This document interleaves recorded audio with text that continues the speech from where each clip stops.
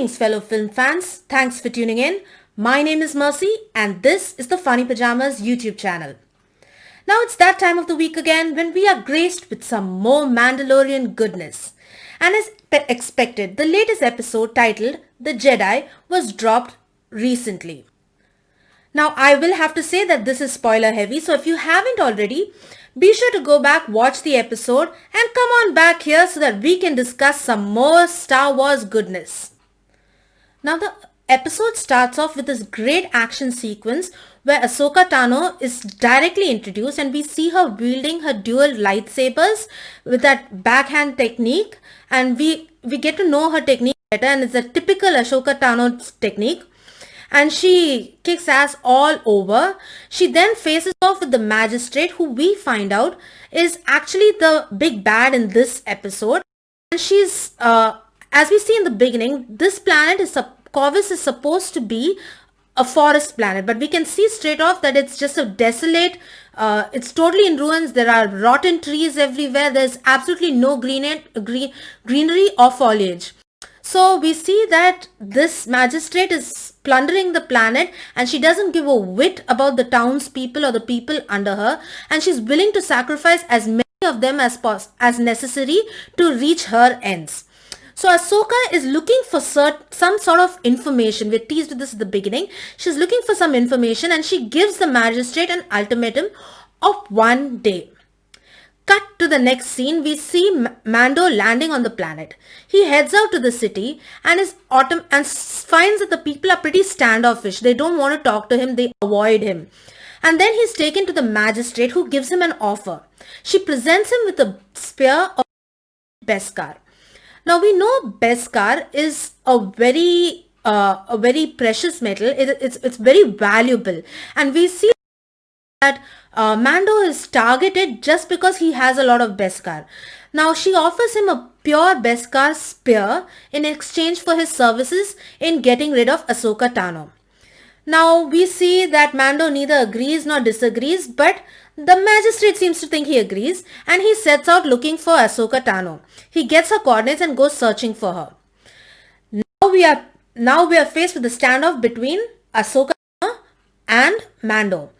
Now they face off in the beginning, but then Mando stops her by putting out the name Bo-Katan and telling her that Bo-Katan is the one who sent him to her. And she sort of tells him, I hope it's related to the child, she points to the child and tells. And then we see a small moment which is very reminiscent of, Yoda training Luke, like in Empire Strikes Back. And she sort of communes with the child and mind melds with him and gets information. And we find out at this point that the child's name is actually Grogu. Now, I'm not sure how I feel about that. It's going to take some time to grow on me. I don't know how the fan base is going to accept it. For me, Baby Yoda is Baby Yoda, and Grogu's going to take some time to get used to. Anyway, she finds out that Grogu was actually trained in the Jedi temple on Coruscant, and that he had multiple masters. So he never grew attached to any of them as such, or he never flourished well. But during the Clone Wars, he was hidden away, and then when Order 6 was executed, he was taken away. Now we don't know who secreted him away, who hid him away. There are theories that it is Mace Windu, because there are rumors of a Mace Windu spin-off series in the works. Whether this is true or not, I'm not sure. Personally, I would enjoy some more Star Wars goodness. So if they're giving us a Mace Windu spin-off, I'm always happy to see Samuel L. Jackson reprise the role. It'd be amazing. So Ahsoka Tano tells Mando straight off. She finds out that the child is very attached to Mando. And as from personal experience, she knows that this could be detrimental in the training of a Jedi, because she knows from first hand how Anakin Skywalker, her mentor, she was, as we know, Anakin Skywalker's Padawan and apprentice. She knows how Anakin Skywalker, when he lost his mother, it was definitely one of the main cogs that resulted in his transformation and fall to the dark side and his transformation into Darth Vader. So she tells him she cannot train the child. Then Mando decides to strike a deal, and they decide to help each other out. So Mando decides to help her bring down the magistrate, and in exchange for Ahsoka Tano's help. Now they set off to the town, and straight off Ahsoka Tano gets into the thick of it. She goes into the fight and she takes down bad guys right, left and center, and it's amazing. I like how they've paid homage to the samurai films. At the same time, they've maintained that western gritty feel. And then Ahsoka Tano faces off with the magistrate, who on her own is a pretty badass character. I mean, and they really face off, and they cut between Ahsoka Tano's confrontation and Mando's confrontation with a hired gunslinger who the magistrate hired. This gunslinger is being played by Michael Biehn.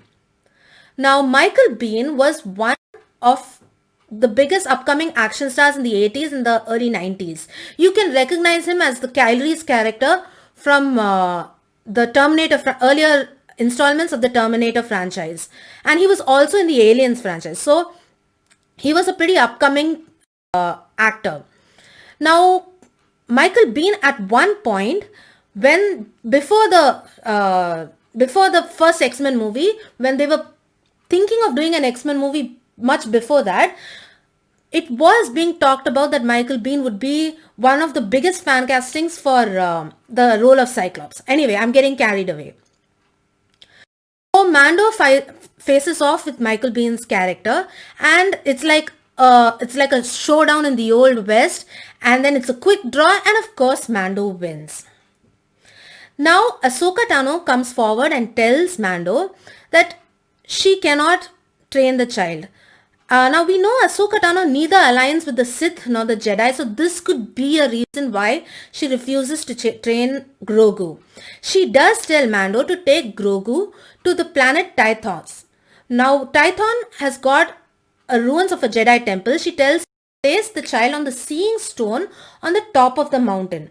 And if Grogu desires, he can tap into the Force and reach out to any of the Jedi out there.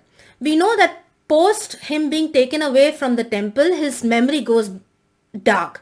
That's what Ahsoka finds out. So she tells if he wants, he will reach out through the Force, and any Jedi out there are very few and very far in between, but if there are any out there, they will reach out and come get him. Now, whether this is just off a side quest or whether any Jedi will reach out. There are theories it will be Luke Skywalker, but Mark Hamill's age, I am not so sure that's going to be a case. There are also, of course, rumors of it being Mace Windu, or some say it could be Ezra Bridger. Now, why we say Ezra Bridger? Because when this is one of the key name drops that happens in this episode. When Rosario Dawson's character, Ahsoka Tano, now by the way, Rosario Dawson does an amazing job in bringing Ahsoka Tano to life. She brings out the nuances and the gravitas of the character really well, and it was really fulfilling to see.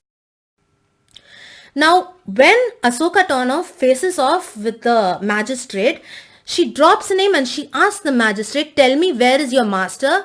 Where is Grand Admiral Thrawn? Now, we saw at the end of Rebels that Grand Admiral Thrawn disappeared along with Ezra Bridger. Hence, coming back to why I think Ezra Bridger may be the one who will reach out to Baby Yoda, or Grogu in this case. Mando sets off once again on his new mission, and I think we've seen the end of Ahsoka Tano for this season, but I do think she'll play a major role in the seasons ahead. Now, coming to Dave Filoni's direction, I think he's done a wonderful job in this episode, because I know the previous season, the episode he did the weakest I believed in that season, and I felt this very much different to that was the strongest episode so far. I enjoyed this episode, and he's beginning to make that transition from animated to live action really well, and kudos to him. He's footing, and I think there are great things in store for him, not only in the Star Wars universe, but also as a live action director further ahead in the future. Now, we didn't see much of Moff Gideon in this episode. We didn't see any of him up. And we do know that there's a tracking beacon placed on the Razor Crest. So he's probably tracking Mando and Baby Yoda, and I think he will make a big appearance coming further ahead. I also know they are going to flesh out that. I'm interested to see which direction they take, how the plot is going to progress. And I do hope to see more of this. I think the casting choices are really good. Like I said, Michael Biehn as the gunslinger. And of course, Rosario Dawson as Ahsoka Tano. And I think the casting choices, they've not gone for the biggest stars, but they are making choices that are really good, that will really suit this series. And I think the casting director, whoever it is really good. And I think the showrunners are doing a very good job. I'm really excited for the next episode. I want to see how they proceed. This is by all means my most favorite so far. Now, if you haven't seen my review for the previous episodes, go ahead, check them out. I'll leave a few links in the description down below. Be sure to check those out. And listen, while you're here, be sure to hit that beautiful red subscribe button down below. Become a subscriber to my channel if you haven't done so already. And be sure to hit the bell icon so that you're notified every time I post something new.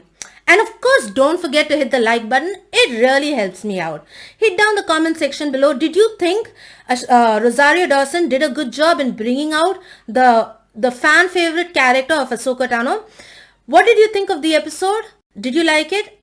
And listen, you can always connect with me on Twitter at Mercy_D, on Instagram at Mercy_SD. Funny Pajamas also has a Facebook page at Funny Pajamas. And of course, Funny Pajamas has its own standalone website, that is www.funny-pajamas.com, pajamas with a Y. Be sure to check it out. I put up reviews and also a mishmash of movie news and entertainment news, so be sure to check it out. You can also contact me by email at mercy@funny-pajamas.com, pajamas with a Y. That's all I have for you right now. Be sure to check in next week for the next episode. Check out the previous videos that I have done. Be sure to check them out on my channel. I'll be seeing you again next time. This is Mercy signing out. May the force be with you. Bye.